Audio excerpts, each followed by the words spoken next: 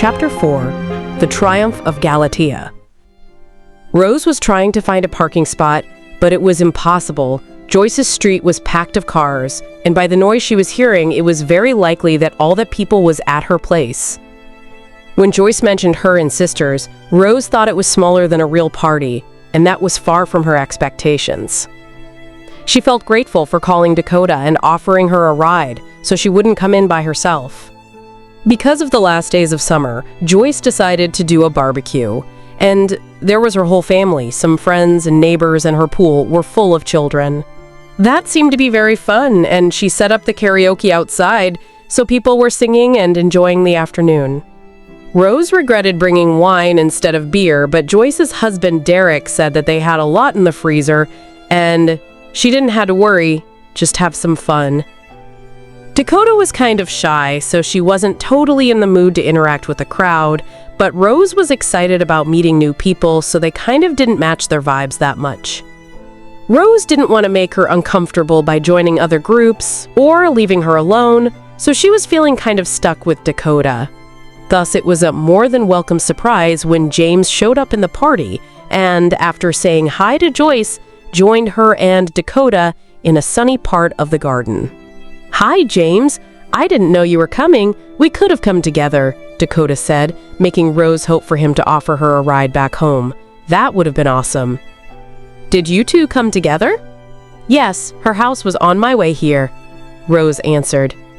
She was waiting for a cue to leave that conversation and go interact with Joyce and her friends that were having margaritas and a lot of fun in the karaoke. "Oh, nice!"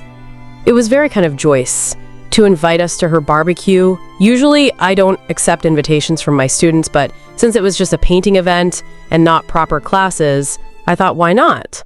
"And I imagined you would be here too," James said, confidently smiling at Rose.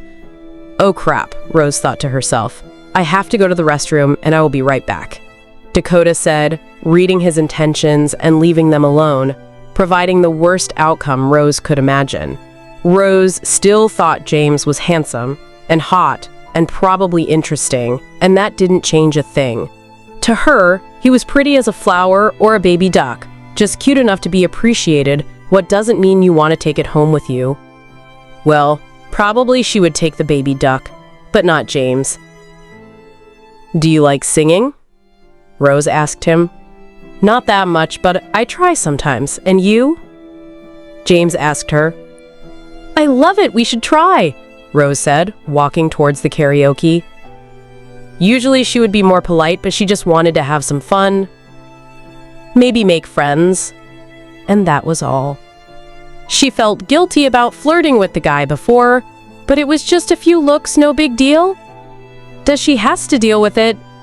Or maybe she was being arrogant and the guy just wanted to be friends after all, and Dakota just needed to pee.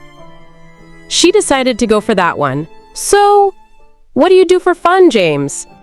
Rose asked nicely. "I like to dance. Usually I go to Latin clubs that people do social dance. Or play pool with my friends." "Oh, that's impressive. Really cool. Maybe you could show me and Dakota some moves one day," Rose answered, pulling him to the karaoke. Rose got into a conversation with Joyce's sisters and started singing with them. She only took one margarita because she had to drive back home, but they were having lots of fun. They were singing girly songs like Spice Girls, and Rose invited James more than once to join her, but he didn't want to sing in the microphone. He would still talk and laugh with everyone, and Rose relaxed, stopping worrying about him. Dakota gladly found someone to chat with, a mom taking care of her 3 kids in the pool, and that was a relief as well. The afternoon was pleasant, and Rose had so much food and fun that she was feeling great. Joyce was drunk by the end of the party and was even funnier than normal, and Rose was officially invited to all karaoke nights from that day on. She accepted immediately and felt like life could really get better. She looked for Dakota when it was time to go home, but she apparently took a shared ride to go home early and sent Rose a text message to let her know. Rose felt guilty for not seeing it before, but she was having so much fun that she didn't even check her phone in the past few hours. After saying her goodbyes, Rose was walking towards her car when she heard her name. It was James. She stopped and tried to remember if she skipped him, but she didn't think so. "Rose, glad I found you before you left," he said, grabbing his smartphone. "Can you give me your phone number?" "Why?" Rose asked spontaneously. "I was thinking about asking you out," James said, smiling to her. "Kim, he was so confident, and he was really handsome." Rose felt guilty again. Not because she believed she owed him anything, but because she knew it wasn't his fault. Rose didn't know what to say, so she didn't say anything. "You don't have to. If you don't want to, it's okay," James said, noticing her hesitation. He was nice, and that made Rose feel even worse. "I am sorry. You are so amazing. I am sure you will find a cool girl for you," Rose said, smiling as kindly as she could. "Well, I did. She just doesn't seem to be interested, too." "See you around, Rose," James said, still smiling and walking back to the party. Rose got into her car and started crying. She couldn't understand why or where those tears came from. Rose started talking to herself, out loud. "You don't have feelings for him. He doesn't have feelings for you. Why are you acting like this? Why are you crying? Why everything has to be such a drama with you, Rose?" That was something she was sick of. The exacerbated emotional reactions. She was on her limit for a very long time, and the pain and sadness didn't give her a break. So for the minor things, she could cry like a baby. Rose knew that wasn't healthy, but there was nothing she could do about it. She was trying her best to get out of a place of pain and melancholy, and that fight was hard. That's why staying a part of life was holding her standing, because it could at least relieve her from the external triggers, as the internal were destroying her. But she was feeling lonely, so she had to try. Rose dried her tears and took a deep breath. Her day was great, and she didn't want to ruin everything because of something so small. So she thought about coming after James and inviting him to her house. Maybe she could feel something if he kissed her. Maybe she could forget about everything for a few hours if they had sex, just once, no big deal. Rose didn't move. That wasn't going to help, and she knew it. So she closed her eyes, held her crucifix, and asked for support, to calm herself down and make her feel some peace, to feel joy again as she was moments before with Joyce. It worked immediately. Rose breathed, relieved, and with another quick prayer, she thanked for that peace.